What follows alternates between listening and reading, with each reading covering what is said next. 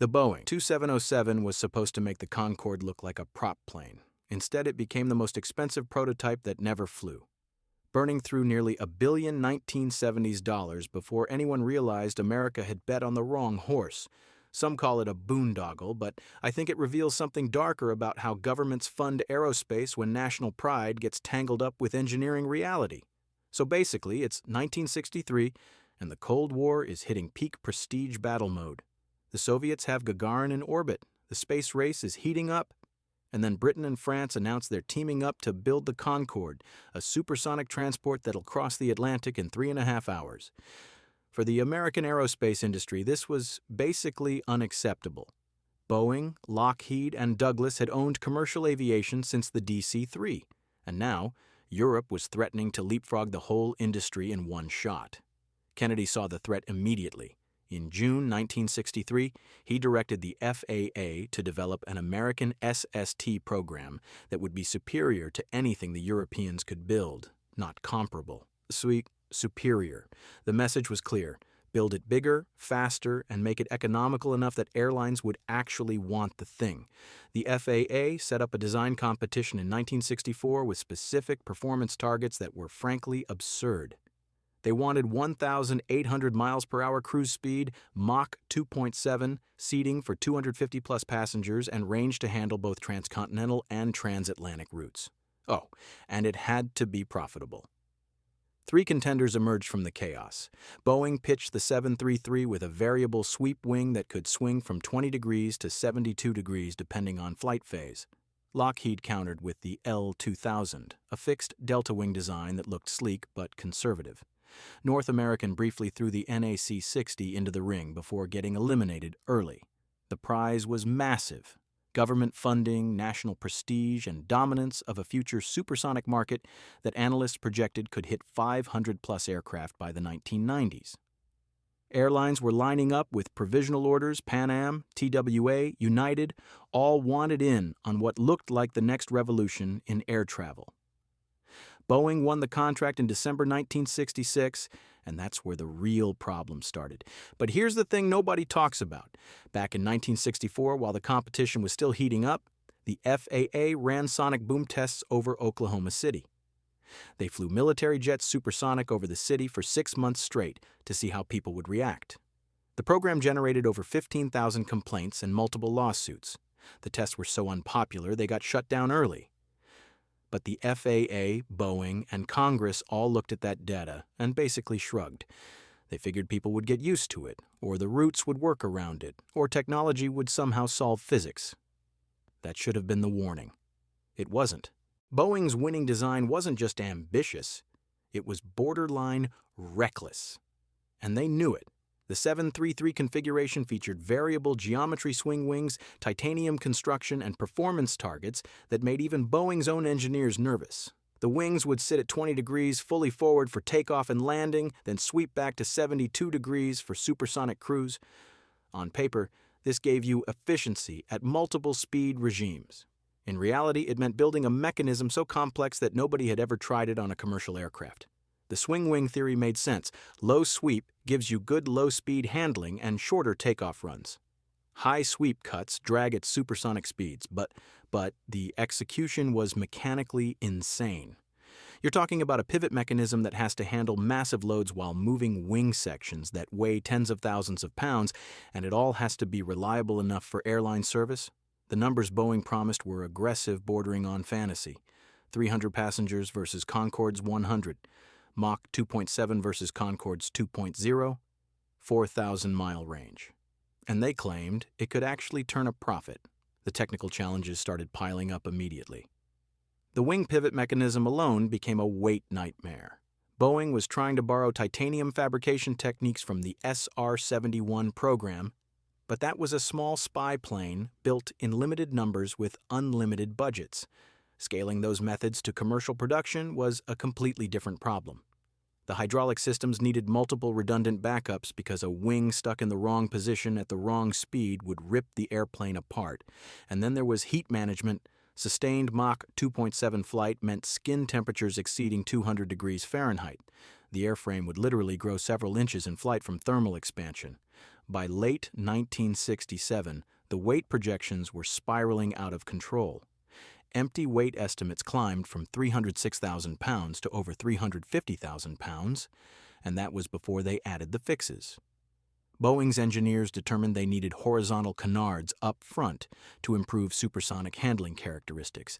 This made the airplane look even more exotic, like something out of science fiction, but it added more weight and complexity to an already struggling design. The manufacturing reality was getting uglier. The wing pivot box alone would require developing entirely new fabrication techniques, and production rate estimates kept slipping to the right. Meanwhile, General Electric was developing the GE4 turbojet, specifically for the 2707. These were monsters, 63,200 pounds of thrust each, but the engine development was happening in parallel with the airframe. If either program hit delays, both programs would suffer. Airlines were starting to ask uncomfortable questions about fuel consumption and seat mile costs. The answers weren't good. Then in September 1968, Boeing's engineers did something almost unthinkable. They killed their own design. The 2707-300 was supposed to fix everything. Instead, it just proved that some problems can't be engineered away. Boeing's internal analysis showed the swing wing would never meet weight or cost targets. The mechanism alone ate over 12,000 pounds, and that was just the pivot hardware. So, they made the call to switch to a fixed delta wing configuration. The irony was brutal. The new design looked suspiciously like the Lockheed proposal they'd beaten 4 years earlier. They'd lost the exotic factor, but the fixed wing was theoretically more buildable. The changes were extensive. The 2707-300 featured a fixed 37-degree delta wing in a double delta configuration. They stretched the fuselage to maintain the 300 passenger capacity promise. The canards got ditched in favor of a conventional horizontal tail. But it was still titanium construction, still targeting Mach 2.7, and here's the kicker. It was actually heavier than the swing wing version, despite the so-called simplification. The redesign pushed first flight from 1970 to 1972 at the earliest. Service entry slipped from 1974 to 1978, maybe later. Meanwhile, the Concorde made its first flight in March 1969, beating Boeing to the punch by years and proving supersonic transport was at least possible, even if the economics were questionable. The airlines were getting nervous. Pan Am still had 26 aircraft on order and publicly stayed committed, but privately, the executives were expressing serious concerns. United, American, and TWA were all asking harder questions about fuel burn. Operating cost estimates that had started out competitive with the 747 were now climbing to a 40% premium or worse. Range projections with full payload kept dropping in the models. In September 1969, airline representatives toured the full-scale mock-up at Boeing's Seattle facility. The reactions ranged from mixed to outright negative. The cabin was tight, the economics looked terrible, and nobody could explain how ticket prices would work. Then the environmental movement found the SST. The Sierra Club and Friends of the Earth started mobilizing against the sonic boom and upper atmospheric concerns. Scientists were beginning to develop theories about ozone depletion from high-altitude emissions. This wasn't fringe activism anymore. This was mainstream environmental concern gaining real political traction. Cost escalation was becoming impossible to hide. The government funding commitment had reached $1.3 billion and kept climbing. Boeing was asking for more. Congress was starting to balk, and the questions were getting pointed. By 1970, Boeing had spent 3 years and hundreds of millions of dollars redesigning an airplane to fix problems that were ultimately unfixable, because the real problem wasn't the wing. It was the entire concept. What killed the 2707 wasn't bad engineering. Boeing could have built it. What killed it was America waking up and asking why. The environmental case was building into something Boeing couldn't engineer around. Sonic boom studies kept showing the same inevitable conclusion. No overland supersonic flight meant cutting half the potential routes right off the map. High-altitude emissions were dumping water vapor and nitrogen oxides directly into the stratosphere. Climate scientists were warning about ozone layer damage. The theories were still developing, but the momentum was shifting. Citizen groups formed specifically to fight the program. The coalition against the SST brought together environmentalists, economists, and citizens who just didn't want their windows rattling twice a day. Airport noise pollution was projected at 30 decibels above conventional jets on takeoff. That's not a small difference. That's neighborhood disruption. The economic case was collapsing in parallel. Fuel prices were trending upward even before the 1973 crisis hit. Boeing's own revised numbers showed seat-mile costs running 30 to 40% higher than the 747. Payload range compromises kept emerging in the analysis.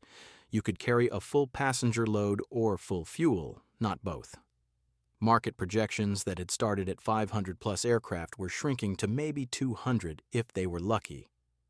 And the Concorde's early operations were already showing massive losses for the airlines brave enough to commit. The business case was falling apart in real time. The political landscape shifted underneath the program. Senator William Proxmire from Wisconsin led the Senate opposition, calling it wasteful spending and corporate welfare. The environmental movement was gaining serious political power. The first Earth Day happened in April 1970 and drew 20 million Americans. Boeing's congressional support started cracking even in the Washington state delegation. The Nixon administration was lukewarm at best, torn between protecting aerospace jobs and building environmental credentials with a growing voter bloc that actually cared about this stuff. The airlines developed cold feet fast. No carrier was willing to commit real money without government risk sharing. The orders were technically on the books, but they were all conditional. Deposits were minimal or non-existent. The 747 was proving to be an economics juggernaut, and airlines were quietly asking why they should compete with Boeing's own wildly successful product. The unions were desperate. Boeing employment in the Seattle area was already declining from the 747 production peak. The unions lobbied hard for continuation, claiming over 60,000 jobs hung in the balance. They argued build it or lose the industrial capability forever. In March 1971, the Senate voted. Then the House voted, and the 2707 became the first major aerospace program Congress actually had the guts to kill. The vote wasn't even close, and the aftermath was brutal. On March 24, 1971, the Senate voted 51 to 46 to cut SST funding. The next day, March 25th, the House followed through and voted against continuing the program. Boeing laid off 7,000 workers directly tied to the SST program almost immediately. But that was just the visible damage. Seattle area Boeing employment had already been declining hard, from 100,800 workers in 1968 down to 38,690 by 1971. The SST cancellation just accelerated the bloodletting. A famous billboard appeared near the airport that captured the mood perfectly. Will the last person leaving Seattle turn out the lights? The ripple effects tore through the entire aerospace supply chain across multiple states. What actually got built for that $1 billion? 2 partial fuselage sections, some wing test articles, a nose section mock-up, tons of tooling and test equipment that would never be used for their intended purpose. Essentially, America got $1 billion worth of engineering data and scrap metal. But here's the thing nobody talks about. Internal Boeing documents that surfaced later revealed many executives were privately skeptical of the program's commercial viability.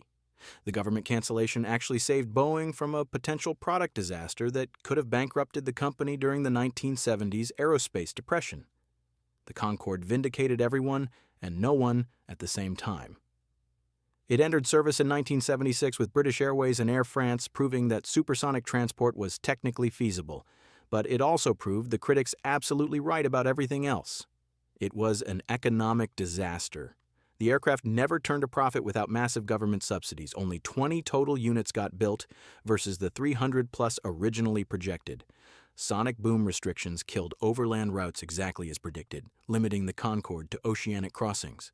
Fuel consumption was catastrophic by any standard. The aircraft gulped fuel at rates that made the 747 look efficient. The technology didn't completely vanish into nothing. Titanium fabrication techniques developed for the 2707 fed into later military aircraft programs. High-speed aerodynamics research contributed to other projects. The GE-4 engine development work influenced later military engine designs. Even the swing wing experience found its way into the B-1 bomber program, which had its own problems, but at least flew. The alternate history question haunts aerospace historians. What if they'd actually built it? Most likely it would have been an economic failure, just like Concorde. Environmental restrictions probably would have killed it anyway. It could have bankrupted Boeing during the brutal 1970s downturn. Or maybe it would have evolved into a profitable niche serving the same limited routes Concorde flew. Some of the tooling sat in Boeing warehouses for decades. Occasionally, someone would propose reviving the program. Nobody ever did. Here's the thing about the 2707. It failed for reasons that keep repeating in aerospace, and we still haven't figured out how to stop making the same mistakes. The pattern is almost painfully obvious once you see it. Government-funded prestige projects colliding with market reality. You can see the same dynamic in space shuttle economics, where the promises never match the operational costs, the build it, and they will come fallacy with airlines who say they want something right up until it's time to write the check. Technology first instead of mission first design philosophy that prioritizes what's cool over what's needed. Underestimating physics problems like sonic boom and emissions, because surely we'll figure that out later. Schedule optimism, where first flight projections are always wrong by years and everyone knows it but says it anyway. The Concorde actually succeeded where the 2707 failed, but that success needs serious air quotes around it. The British and French governments were willing to absorb infinite losses for national prestige. They set lower performance targets at Mach 2.0 instead of 2.7, which were more achievable. They committed to the fixed wing configuration from the start and avoided the redesign drama that killed Boeing's timeline. But it was still a commercial failure, which proved the critics were right all along about the economics. Prestige doesn't pay the fuel bills. The modern echoes are everywhere. Boom Supersonic is developing the Overture with the claimed 2025 rollout and insists the economics will work this time. NASA is flying the X-59 for quiet supersonic research, trying to solve the boom problem with shaping. Ariane collapsed in 2021 when they couldn't secure funding, which is a very familiar story. Hermeus is pitching hypersonic concepts. They all face the same fundamental problems. Physics hasn't changed. Fuel is still expensive. Boom is still boom. The laws of thermodynamics don't care about your business plan. Could any decision have saved the 2707? Honest assessment says probably not. The boom problem was always unsolvable for commercial operations over populated areas. The economics never worked unless oil stayed cheap forever. The environmental movement was inevitable and frankly correct about the stratospheric impacts, but earlier recognition of these realities could have saved hundreds of millions of dollars. The real tragedy isn't that the program got canceled, it's that it took so long to cancel. Momentum and jobs politics kept a zombie program stumbling forward long after the smart money knew it was dead. That money could have funded other aerospace research and development, or it could have established better criteria for evaluating prestige projects before they consume $1 billion. The dream persists anyway. Supersonic travel is still seductive to engineers and the public. Every generation thinks new technology will solve the old problems. Maybe someday it will, but not yet, and maybe never for the masses. The 2707 wasn't ahead of its time. It was fighting physics itself, so that's the Boeing 2707, America's billion-dollar lesson in the difference between what's possible and what makes sense. The engineers could have built it. The question was never, can we? It was always, should we? And Congress, for once, got the answer right. If you're listening right now, help me prove something wrong. My friend who is a commercial pilot said I wouldn't even reach 1,000 subscribers. But I believe stories about airlines and the realities of modern travel like this deserve to be told. Help me show her that these videos matter. Please subscribe to the channel, and let's keep these stories from being buried.